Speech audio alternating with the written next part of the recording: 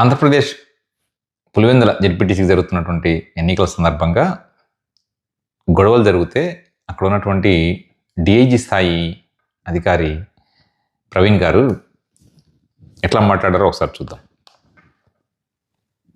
అంటే ఆయన మాట్లాడింది ఏంటంటే, ప్రజాస్వామ్య దేశంలో ప్రచారానికి వెళ్ళొద్దు, ప్రచారానికి వెళ్తే ఆయన ఏమన్నాడంటే పత్యాపారం చేయొద్దు అన్నాడు. అంటే పత్యాపారం అనేటువంటి చూడండి, అంటే ఆ ఊరికి వెళ్తే ఒక బీసీ యాదవ్ కులానికి చెందినటువంటి రమేష్ యాదవ్ గారిని ఎంత దారుణంగా కొట్టారో చూడండి. అంటే ప్రచారానికి వెళ్తే కొట్టినటువంటి పరిస్థితి, అంటే తీవ్రంగా గాయపడ్డం, మరి అతని కారును కూడా ధ్వంసం చేసేసారు పూర్తిగా. రాడ్లు కర్రలతోటి దాడి చేశారు.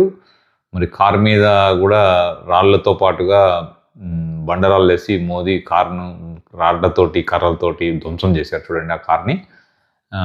అంటే అతని మీద చేసినటువంటి హత్యా ప్రయత్నం అది. ఒక ఎమ్మెల్సీ బలహీన వర్గాలకు చెందినటువంటి యాదవకు చెందినటువంటి రమేష్ యాదవ్ గారి మీద జరిగినటువంటి దాడి అది. అట్లాగే స్థానిక నాయకుడు రాము మీద కూడా జరగడం మనం చూసాం అక్కడ. కానీ ఇక్కడ ఒక పోలీస్ అధికారి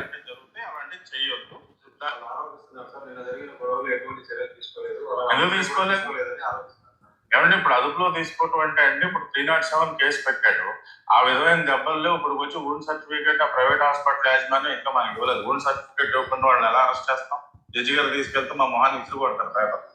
లేదంటే తలకాయలు ఎగిరిపోయాయి కదా.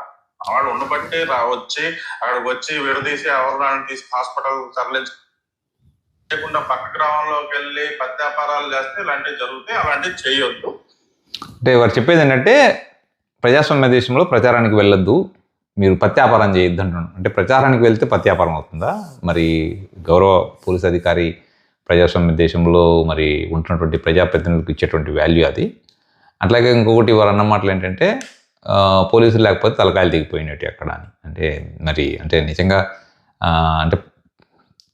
అంటే ప్రజాస్వామ్య దేశంలో ఉన్నామా, లేకపోతే తలకాయలు దిగిపోతే చిన్న చిన్న ప్రచారాలకు ప్రజాప్రతినిధులు గ్రామాలకు వెళ్తే మరి ఇంతగా దౌర్జన్యాలు అంటే పోలీసుల దగ్గర నుండి చేపిస్తున్నారా అన్నట్టుగా అనిపిస్తుంది సహజంగా కూడా చూస్తే.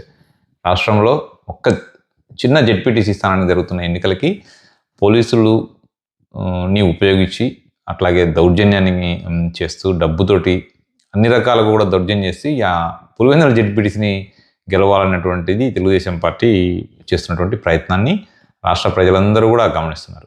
పోలీసులు ఉండేది